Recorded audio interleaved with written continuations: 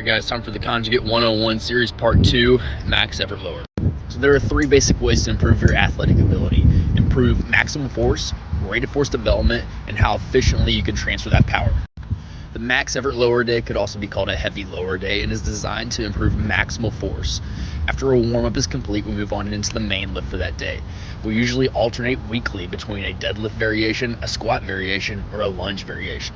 The max effort method is the best and fastest way to increase your absolute strength and the maximum amount of force that your body will be able to produce in that position, because the body only responds to the demands placed upon it. When an athlete maxes on a lift, he is improving his inter and intramuscular coordination. This is a key component for any athlete. In every sport, it is beneficial to be able to generate large amounts of force in your lower half. We make this transferable to your sport by training in the planes that you're going to be in on the field or court. For example, my baseball players train in wide stances to increase their velocity and power, and our volleyball and basketball players train in close stances to increase their vertical. Yes, the athletes that train here will max out weekly once they're capable of handling that type of load. There will be alterations depending on the time of year, how their body is feeling, and how consistent they have been with their training. In the off-season, we can push them a lot harder, and in the in-season, we'll use maximal isometrics so they can still get a maximal force output without beating up their body. After the main movement of the training session, we'll move into plyometric work. I like having athletes do this because we go from one end of the force velocity curve to the complete opposite end. The max effort work is training maximal force or absolute strength. The plyometric work trains for explosive power.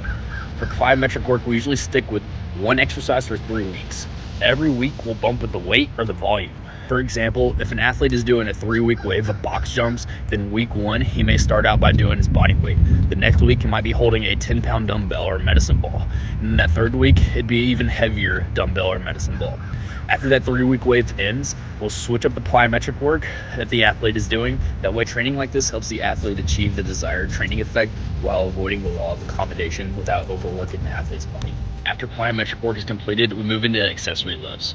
These are programs specific to the athlete's needs and the weaker muscle groups that they have. Most of the time, we're attacking the posterior chain: hamstrings, calves, glutes, hips, and their lower back.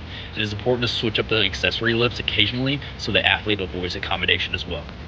So this is a basic overview of the max effort lower training session. Be on the lookout for tomorrow's video where I'll talk about a max effort upper training session.